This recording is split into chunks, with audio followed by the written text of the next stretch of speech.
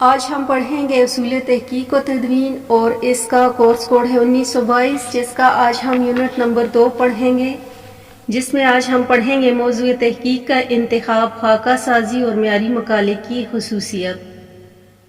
تو سب سے پہلے ہم موضوع تحقیق کا انتخاب اس کے بارے میں پڑھتے ہیں کہ تحقیق کے ذریعے یا تو نئے حقائق دریافت کیے جاتے ہیں یا موجودہ حقائق کی ایسی نئی تعبیر پیش کی جاتی ہے جس سے انسانی علم میں اضافہ ہو۔ اس لیے ایسے موضوع کا انتخاب کریں جو نیا ہو، تاہم یہ بھی ضروری ہے کہ اس موضوع پر کافی مواد دستیاب ہوں، اس مواد تک رسائی بھی ممکن ہو، موضوع زیادہ وسیع اور عمومی بھی نہ ہو کہ اس پر تحقیق مکمل نہ کی جا سکے۔ موضوع کا عنوان منتخب کرتے وقت اختصار اور جامعیت کا خیال رکھیں، مثلاً پاکستان میں شرعی حدود کے نفاذ اور اس ضمن میں حائل مشکلات اور ان کے حل کو موضوع بنانا ہو تو اس کے لیے پاکستان میں شرعی حدود کے نفاذ کی صورتحال اور اس ضمن میں حائل مشکلات اور اس کے حل کا تحقیقی مطالعے کے بجائے پاکستان میں شرعی حدود کا نفاذ، صورتحال، مسائل اور حل عنوان بنائیں۔ پھر اس کی اگلی ہیڈنگ ہے خاکہ تحقیق۔ خاکہ تحقیق ایسی دستاویز ہوتی ہیں جس کے ذریعے محقق بتاتا ہے کہ وہ کیسے اور کن مراحل سے گزر کر کیا تحقیق کرے گا۔ یہ تحقیقی عمل کا نقشہ ہوتا ہے جو نہ صرف تحقیق کروانے والے ادارے اور محقق کے درمیان معاہدے کی حیثیت رکھتا ہے بلکہ تحقیق کے قابل عمل ہونے کی نشاندہی بھی کرتا ہے۔ خاکہ تحقیق درج ذیل عناصر پر مشتمل ہوتا ہے۔ اس کی پہلی ہیڈنگ ہے ٹائٹل صفحہ۔ اس پر موضوع تحقیق، مقالہ نگار، نگران مقالہ، فیکلٹی اور سیشن تحریر کریں، عنوان جعلی حروف میں تحریر کریں۔ اس کے نیچے دوسری لائن میں خاکہ برائے تحقیقی مقالہ MA ایم فل PhD علوم اسلامیہ لکھیں۔ پھر اس کے نیچے دائیں جانب نگران مقالہ کے نام، عہدہ، professor associate, professor assistant, professor lecturer اور پتہ تحریر کریں۔ نگران مقالہ کے نام کے ساتھ دوسرے القاب مثلاً حضرت، محترم، صاحب اور مولانا وغیرہ تحریر نہ کریں۔ اس کے بائیں جانب مقالہ نگار کا نام، رول نمبر اور پتہ تحریر کریں۔ سب سے نیچے صفحے کے درمیان میں شعبے کا نام، کلیے کا نام اور یونیورسٹی کا نام اور سیشن کے جن سالوں کے درمیان داخلہ ہو اور تحقیقی کام مکمل ہو لکھیں۔ پھر اگلا اس کا پوائنٹ ہے خاکہ نگار اپنے نام کے اوپر اپنا دستخط کرے اور نگران مقالہ سپروائزر کے نام کے اوپر ان سے دستخط کروائے۔ سپروائزر کے دستخط سے اس کی نشاندہی ہوگی کہ وہ مقالے کی رہنمائی کے لیے آمادہ ہے، نیز خاکہ تحقیق سے متعین ہو۔ پھر نمبر 2 پہ اس کی ہیڈنگ ہے موضوع تحقیق کا تعارف۔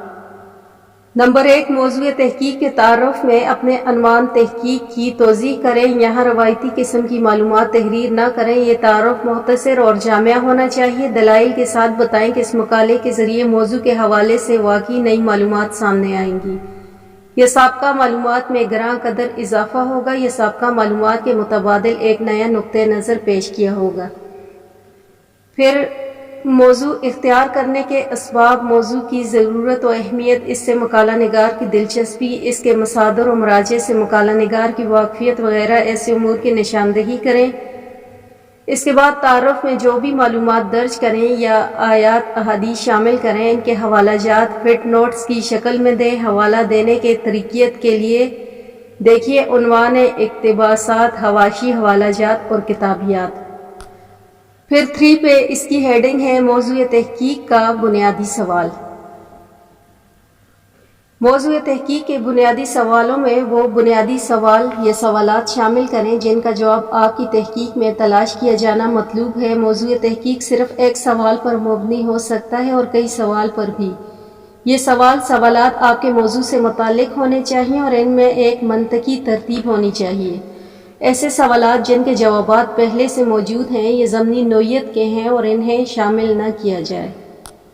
پھر نمبر 4 پہ اس کی ہیڈنگ ہے فرضیات۔ فرضیات موضوع تحقیق کے بنیادی سوال کی وہ ممکنہ جوابات ہوتے ہیں تحقیق مکمل ہونے پر جن کی تصدیق یا تردید ہوتی ہے۔ فرضیات کا تعین احتیاط کے ساتھ کریں۔ فرضیات سوالیہ انداز میں ہرگز نہ لکھیں۔ پھر نمبر 5 پہ اس کی ہیڈنگ ہے اہداف تحقیق۔ اہداف تحقیق میں بتائیں کہ اس تحقیق کے ذریعے آپ کے کیا مقاصد حاصل کرنا چاہتے ہیں اور ان کی اہمیت کیا ہے۔ تحقیق کسی نئے مسئلے کا حل بتاتی ہے یا موجودہ حل سے بہتر حل تجویز کرتی ہے۔ یہاں محقق بتاتا ہے کہ وہ ان مقاصد کو کس طرح حاصل کرے گا۔ پھر چھٹے نمبر پر ہے موضوع پر ہونے والے سابقہ تحقیقی کام کا جائزہ۔ یہاں موضوع تحقیق کے متعلق تحریر کی جانے والی بنیادی کتب، تحقیقی مجلات اور طبع شدہ مقالات اور یونیورسٹیوں میں پیش کیے گئے مقالات کا ذکر کرتے ہوئے بتائیے کہ ان میں کون سی ایسی کمی یا ایسا پہلو ہے جس کی تشنگی کو آپ کی تحقیقی مکمل کرے گی۔ یہ حصہ اگرچہ تفصیل طلب ہوتا ہے مگر یہاں جامعت اور اختصار سے کام لینا چاہیے۔ پھر 7 پوائنٹ پہ ہے منہج تحقیق۔ اس میں ان تحقیقی اصولوں اور طریقہ کار کی وضاحت کریں جو آپ دوران تحقیق اختیار کریں گے۔ مثلاً طریقہ کار کون سا استعمال کیا جائے، تاریخی، بیانیہ یا تجرباتی، مواد کیسے حاصل کیا جائے اور اس کے تجزیے کے لیے کیا طریقہ کار اختیار کیا جائے، سروے طریق کی صورت میں کون سے آلات استعمال کیے جائیں جیسے انٹرویو اور سوال نامہ وغیرہ۔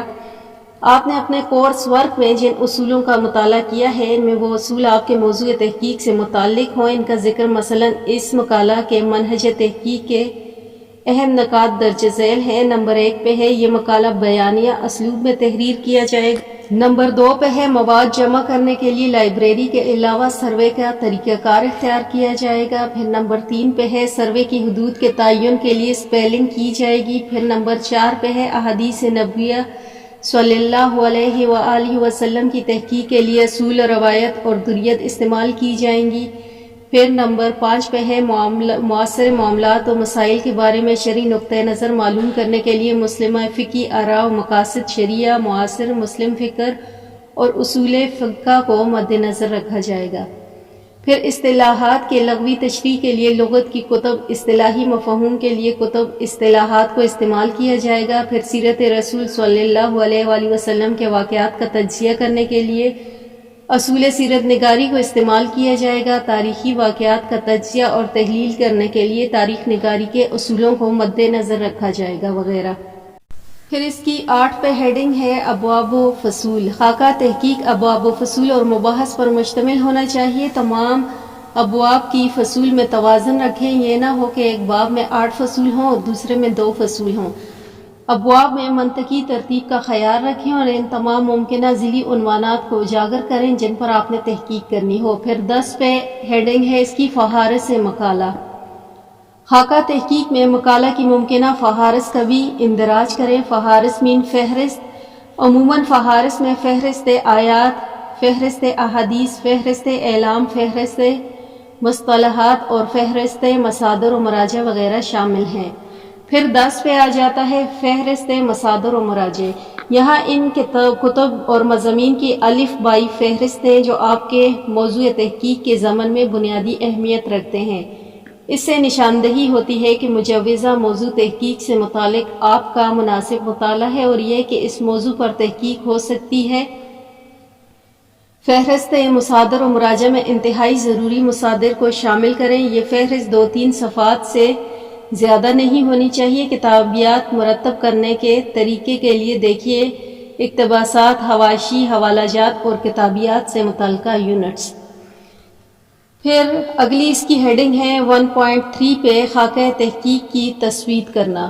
خاکہ تحقیق ان پیج میں کمپوز کرتے وقت متن 14 فونٹ سائز پر جبکہ عنوانات 18 فونٹ سائز کمپوز کریں۔ عنوان مقالہ جعلی حروف میں تحریر کریں اور فونٹ سائز 22 رکھیں۔ خاکہ برائے تحقیقی مقالہ MA فی PhD علوم اسلامیہ اور کلیہ شعبہ یونیورسٹی اور سیشن کے جن سالوں کے درمیان داخل ہوں۔ تحقیقی کام کا فونٹ سائز 18 رکھیں۔ کاغذ کا سائز A-4 رکھیں۔ MS ورڈ میں کمپوزنگ کرتے وقت متن اور سرخیوں میں فونٹ سائز ان پیج کے فونٹ سائز سے 1 پوائنٹ زیادہ رکھیں۔ مثلا متن ان پیج ہو تو 14 فونٹ سائز جبکہ MS ورڈ میں 15 فونٹ سائز میں رکھیں۔ اردو خاکہ تحقیق میں دائیں طرف 1.5 انچ اور انگریزی خاکہ میں بائیں طرف 1.5 انچ حاشیہ چھوڑیں۔ صفحہ کے باقی تینوں اطراف میں 1 انچ کا حاشیہ چھوڑیں۔ حاشیہ ظاہر کرنے کے لیے لائن نہ لگائیں۔ خاکہ تحقیق کے ہر صفحے کے اوپر نیچے درمیان میں صفحہ نمبر درج کریں۔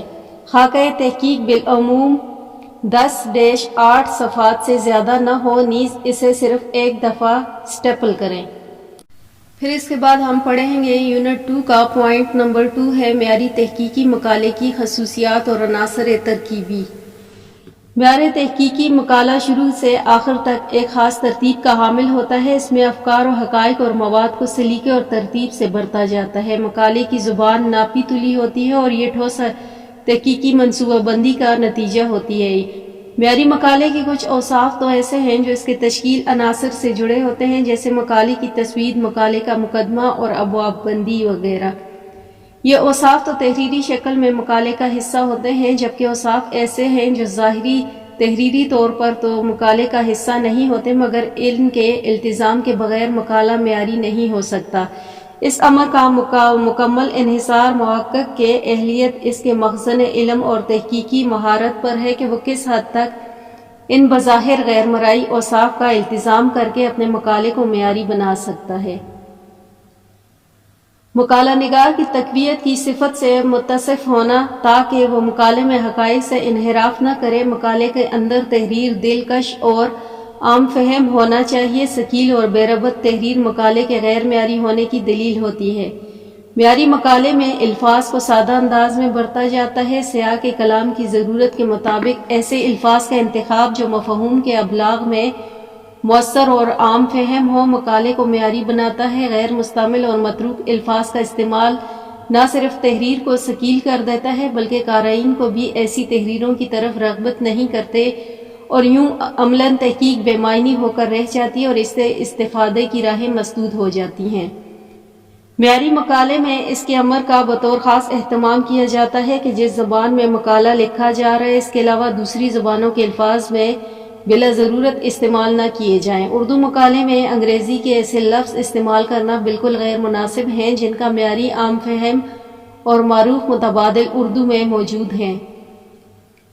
تاہم جہاں کہیں دوسری زبان کے الفاظ کا استعمال ناگزیر ہو، وہاں انہیں بریکٹ میں لکھنا چاہیے۔ علامہ عظیم متکلم کے صیغہ کے استعمال سے اجتناب برتنا چاہیے، اور ایسے مقامات جہاں اپنا تذکرہ کرنا ناگزیر ہو، وہاں صیغہ متکلم کے بجائے راکم یا محقق کے الفاظ استعمال کرنے چاہیے۔ معیاری مقالہ میں الفاظ کی تکرار سے پرہیز کی جاتی ہے۔ الفاظ کلمات کا تکرار تحریر کے حسن کو گہنا دیتا ہے۔ تحریر کا ایسا اسلوب ہونا چاہیے کہ وہ جامع، مختصر اور مدلل ہو۔ تحریر اگر مبہم ہو یا غیر ضروری طوالت پر مبنی ہو تو ایسے قارئین کی دلچسپی کم رہتی ہے۔ حقائق و نتائج کو واضح طور پر بیان کرنا، خیالات کو مختصر جملوں میں جبکہ ایک پیراگراف میں کسی ایک فکر یا حقیقت کو بیان کرنا معیاری مقالے کی علامت میں سے ہے۔ معیاری مقالے کے جملوں اور پیراگرافز میں باہم ربط ہوتا ہے، ایک جملے دوسرے جملے سے اور ایک پیراگراف دوسرے پیراگراف سے جڑا ہوتا ہے۔ اس طرح مقالے میں حقائق اور مواد میں بھی اہم ربط ہوتا ہے، اور ایک بات کو مکمل طور پر ایک جگہ بیان کر دینا اور اس کے بعد دوسری بات کو شروع کرنا۔ تدریج اور ترتیب معیاری مقالے کے ایسے بنیادی اوصاف ہیں شروع سے آخر تک جن کا التزام نہایت ضروری ہوتا ہے۔ ایک معیاری مقالہ جن اجزائے ترکیبی سے تشکیل پاتا ہے، ذیلی سطور میں ان کا احاطہ کیا جاتا ہے۔ پھر اس کی اگلی ہیڈنگ ہے 2.1 پہ تحقیقی مقالے کا فارمیٹ۔ تحقیقی مقالہ طویل تمہید، تبصرے یا تقریضات نہ شامل کریں۔ مقالے کا آغاز براہ راست موضوع سے کریں۔ حقائق سادہ اور عام فہم زبان میں بیان کریں۔ تصنیف، تکلف اور مقفع و مسیح نثر سے گریز کریں۔ تکرار الفاظ، غیر ضروری الفاظ اور غیر متعلقہ معلومات شامل کرنے سے اجتناب کریں۔ اختصار کا خیال رکھیں، مگر ایسا نہ ہو کہ مختصر کرتے کرتے عبارت مبہم ہو جائے۔ مبالغہ آرائی، افسانہ طرازی، عامیانہ وسطی بیانات، غیر سنجیدہ اور شاعرانہ رنگین بیانی سے اجتناب کریں تاکہ غیر جانبداری متاثر نہ ہو۔ تحقیق میں محقق حقائق کی ہو بہو بیان کرتا ہے، ذاتی رائے سے اجتناب کریں، اس لیے ضمائر متکلم مثلاً ہم یا ہمارے وغیرہ کا استعمال مناسب نہیں۔ کسی کی غلطی کی نشاندہی کرنی ہو تو طنز و حقارت کے بجائے سنجیدہ اور نرم لہجے میں اس کی طرف اشارہ کریں۔ مبالغہ آمیز مداح سرائی یا دل آزار تنقید سے گریز کریں۔ تحقیقی مقالہ درج ذیل عناصر پر مشتمل ہوتے ہیں۔ نمبر 1 پہ اس کی ہیڈنگ ہے سرورق۔ سرورق پر مقالے کا عنوان، امیدوار کا نام، پتہ اور تعلیمی قابلیت وغیرہ، اس ادارے کا نام جس کو مقالہ پیش کیا جائے گا، ڈگری کا نام جس کی خاطر مقالہ پیش کیا جا رہا ہے، اور سال یا سیشن جس میں ڈگری ملنی ہے، اس کا ذکر کریں۔ اس حصے میں اسماء کے ساتھ انتہائی ضروری القابات کے علاوہ تفصیل القابات نہ دیں۔ عنوان ایک سے زیادہ سطروں میں ہو تو پہلی سطر بڑی اور دوسری چھوٹی رکھیں تاکہ خوبصورت رہے۔ پھر مقالے کے دوسرے ورق بنائیں اور ایک طرف اردو اور دوسری طرف انگریزی میں۔ انگریزی کے سرورق پر اپنے مقالے کا عنوان احتیاط سے اور درست انگریزی میں تحریر کریں، کیونکہ آپ کی ڈگری آپ کے مقالے کا عنوان انگریزی میں تحریر کیا جائے گا۔ پھر نمبر 2 پہ ہے خالی صفحہ، سرورق کے بعد ایک صفحہ خالی چھوڑیں۔ پھر نمبر 3 پہ ہے عنوانی صفحہ، اس میں عنوانی مقالے کے علاوہ ایک بات کا ذکر کیا جائے گا کہ یہ مقالہ کس ڈگری کے لیے پیش کیا جا رہا ہے۔ پھر نمبر 4 پہ بسم اللہ کا صفحہ، اس میں عربی میں لکھیں بسم اللہ۔ اور پھر 5 پہ سپروائزر کا خط، سپروائزر کی طرف سے فارورڈنگ لیٹر یونیورسٹی کے نمونے کے مطابق دیں۔ پھر 6 نمبر پر امتحانی کمیٹی کا سرٹیفکیٹ ہے۔ پھر پوائنٹ 7 پہ حلف نامہ۔ پھر 8ویں پہ ملخص مقالہ، ایک صفحے پر مشتمل مقالے کا ملخص لکھیں، اس میں جن امور کا تجزیہ کیا گیا ان کا مختصر سا ذکر کریں اور ابواب میں اخذ کیے گئے نتائج کی جانب پر مختصر اشارہ کریں۔ پھر پوائنٹ 9 پہ ہے اظہار تشکر، یہاں دوران تحقیق علمی تعاون کرنے والے افراد کا شکریہ ادا کیا جا سکتا ہے، اس سلسلے میں اس مبالغہ آرائی اور طویل فہرست سے گریز کریں۔ پھر نمبر 10 پہ ہے فہرست ابواب، مقالے کے عمومی درجات کی فہرست جتنی مفصل ہو نگران اور عام قاری کے لیے اتنی ہی مفید ہو سکتی ہے۔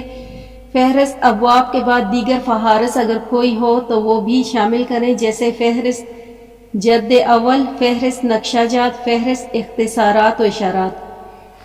پھر 11 نمبر پہ مقدمے کے مندرجہ ذیل خاکہ تحقیقی کے مشابہ ہوتے ہیں، البتہ خاکے کے برخلاف یہاں محقق کو اپنے خیالات کے اظہار کی نسبتاً زیادہ آزادی ہوتی ہے۔ مقالہ کے مقدمے میں درج ذیل نکات شامل ہونے چاہیے۔ نمبر 1 ہے موضوع تحقیق کا تعارف، اہمیت اور پس منظر۔ یہاں موضوع تحقیق کی نوعیت، طریقہ کار، تحقیق کی حدود اور ماخذات کی نشاندہی کریں، تحقیق کے مقاصد اور محرکات کے ذکر کے ساتھ موضوع کا پس منظر اور افادیت بھی بتائیں۔ پھر اس کا اگلا ہے موضوع تحقیق کا بنیادی سوال، اور پھر اس کے بعد ہے فرضیات۔ مسئلے کا حل شروع میں فرضیہ سے ہوتا ہے، اب تحقیقی مواد کے تجزیے کے بعد اس کی تصدیق ہو جاتی ہے اور اب وہ حقیقی طور پر مسئلے کا حل بن جاتا ہے۔ محقق قاری کو تجسس میں نہیں رکھتا، وہ اس مقام پر مسئلے کا حل بھی بتا دیتا ہے جو اس کی تحقیق سے سامنے آتا ہے۔ پھر اگلا ہے موضوع پر ہونے والے سابقہ تحقیقی قائم کا جائزہ۔ موضوع سے متعلق اہم لٹریچر کا جائزہ لے کر بتائیں کہ وہ کون سی ایسی کمی تھی یا کون سا ایسا پہلو تھا جس کی تشنگی کو آپ کی تحقیق نے مکمل کیا۔ پھر اس کی اگلی ہیڈنگ ہے دوران تحقیق پیش آمدہ مشکلات۔ یہاں بتائیں کہ اس تحقیقی مطالعے کے دوران آپ نے کیا طریقہ کار اختیار کیا، اس سے تحقیقی مطالعے میں کیا اہمیت ہے، نیز اس طریقہ کار کے دوران اگرچہ کچھ مشکلات پیش آئیں تو ان کا بھی تذکرہ کریں۔ پھر 12 نمبر پہ ہے اس کا پوائنٹ تحقیقی مواد کا تجزیہ۔ پھر 12 نمبر پہ ہے تحقیقی مواد کا تجزیہ۔ اس میں نمبر 1 ہے تحقیقی مقالے کا اصل متن، اس حصے میں شامل کریں۔ یہ حصہ خاکہ تحقیق میں دی گئی ابواب و فصول کی ترتیب کے مطابق مرتب کریں۔